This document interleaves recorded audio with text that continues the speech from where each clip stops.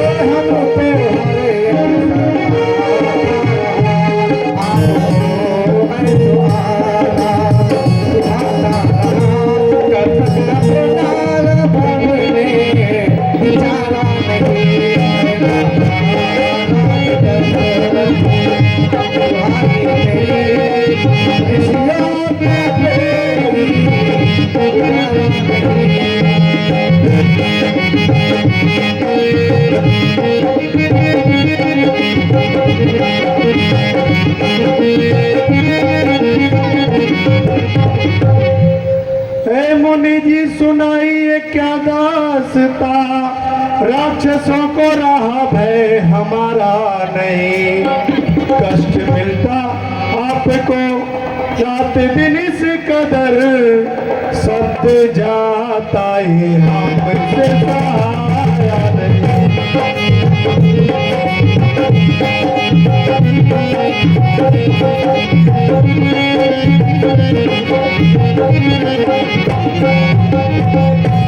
बात सुन के मेरा खून उबलने लगा और कलेजा भी मुंह को निकलने लगा, हाथ दुष्टों का ऋषियों पे चलने लगा, राजा का भय जरा भी विचारा नहीं।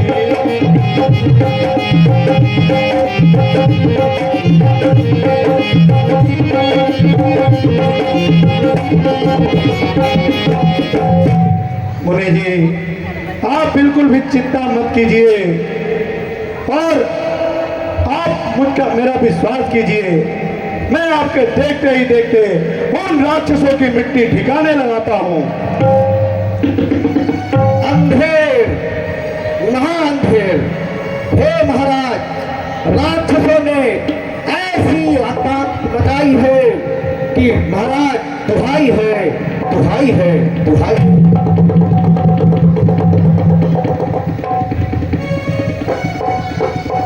देखा मंत्री जी आपने? जी महाराज। मैं आपसे कह रहा था कि हमारे राज्य की सुरक्षा में कोई न कोई कमी अवश्य है। सही है महाराज, राक्षसों का इतना आतंक बढ़ गया है कि वो हमारे यज्ञ को नष्ट भ्रष्ट कर देते हैं, मांस आग के टुकड़े डाल करके और हमारे प्रसाद को नष्ट कर देते हैं।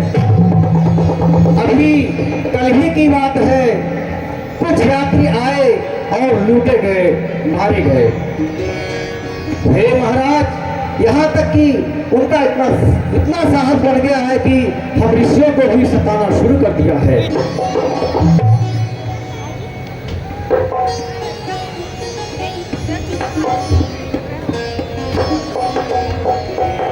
मेरे राज्य में इस प्रकार अंधेर चोरी नहीं बल्कि सीना चोरी, जब मेरी प्रजा पर इस कदर आजार है तो मेरा राज्य करने पर लाख लाख धिक्कार है। मैं अभी चढ़ाई करता हूं और आपके देखते ही देखते उन सब की सफाई करता हूं। हे महाराज, हमें आपके चढ़ाई करने की कोई हमें राम को दे दीजिए, हमारे यज्ञ का सुरक्षा का उपाय हो जाएगा। है मुनिवर, ये आप क्या कह रहे हैं? वह तो अभी दोनों बालक हैं और मेरी बूढ़ी आंखों के तारे हैं। मुनि जी, वो पुत्र मेरे चौथेपन के हैं, कृपया ऐसा मत कहिए। आपकी सुरक्षा के लिए मैं स्वयं अपनी सेना लेकर चलने के लिए तैयार हूं।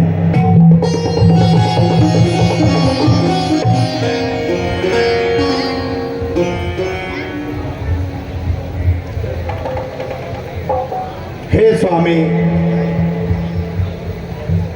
ये राज्य के सभी साधन आपके चरणों में समर्पित है। कृपया विचार करके वचन कहिए। और ये मेरे जो सुत हैं ये तो चौथेपन के हैं।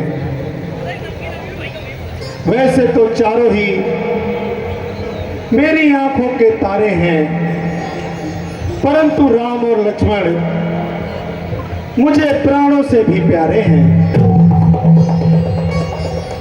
दशरथ, तुम जैसे ज्ञानी और इतनी बच्चों की ममता है, जा चुकी जवानी दीवानी फिर भी माया में रमता है। उपकार सत्य का करने में इतनी विलंब, इतनी अड़चन है। कुछ दिन के लिए देने में इतनी बातें, इतनी उलझन। यदि आज मैं कहता विष्णु से चल देते छोड़ जरूर बहन, शंकर से यदि विनती करता खिल जाता उनका भी आसन। आश्चर्य है, रघुकुल में ऐसे कायर कहां से पैदा हो गए? तुम्हारे पूर्वजों ने आज तक किसी ने ऋषियों की सहायता से इनकार नहीं किया और अपनी पिता की रक्षा के लिए कोई क्या नहीं किया। तुमने तो राजा दिलीप के नाम को मिट्टी में मिला दिया है, जिन्होंने भूखे जानवर को अपने बदन का मांस काटकर खिला देते हैं। मुनि जी क्षमा कीजिए। मुनि जी, आपने मेरे अंदर के चक्षु को खोल दिया है, आप नाराज न होइए। मंत्री जी, जी महाराज। आप चाहिए और मेरे हंसों की जोड़ी राम और लक्ष्मण को ले आइए। जैसी आपकी आज्ञा।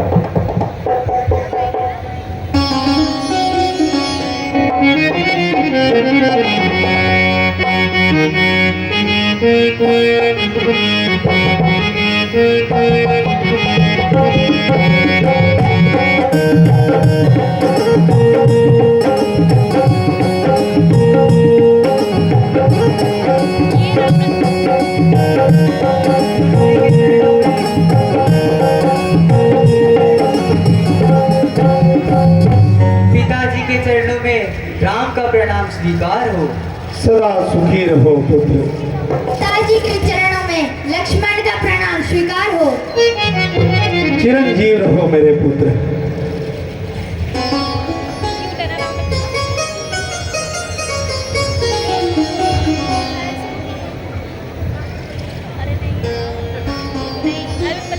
मुनि जी, इन्हें ले जाओ तुम मुनिवर, मगर कोई कष्ट ना होवे, कि ये मेरे लाडले हैं, कि ये मेरे सांवरे हैं।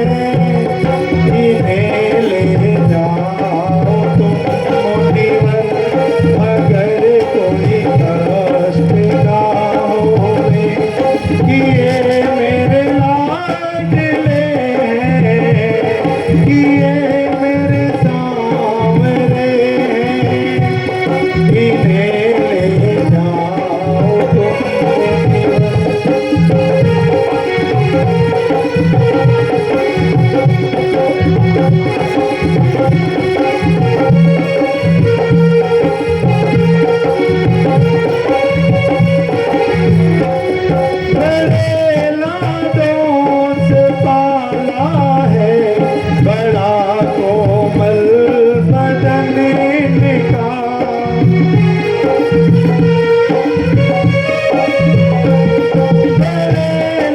हाथों से पाला है, बड़ा कोमल बदन इनका, की है आबाद दशरथ का, ये सारा चमन इनका, कि इस वंश के दीपक इन पे जग निसार है, जग निसार है, जग निसार है।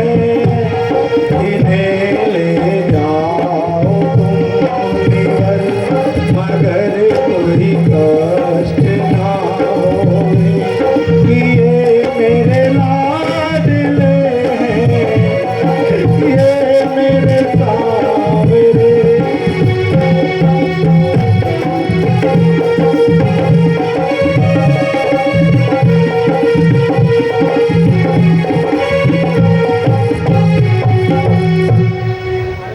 आज्ञा दो हमको, न तुम डगमगाओ, न तुम डगमगाओ।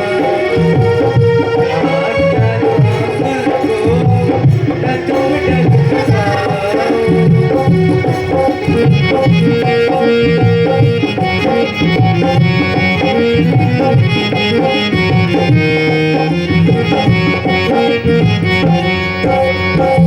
हरि में हुए थे हरिश्चंद्र दानी, हरि में हुए थे हरिश्चंद्र दानी, लुटा दी वचन पर ये जिंदगानी, आजी बनी आजी तुम भी गाओ, आजी बनी आजी तुम भी गाओ। आज्ञा दो हमको, न तुम डगमगाओ।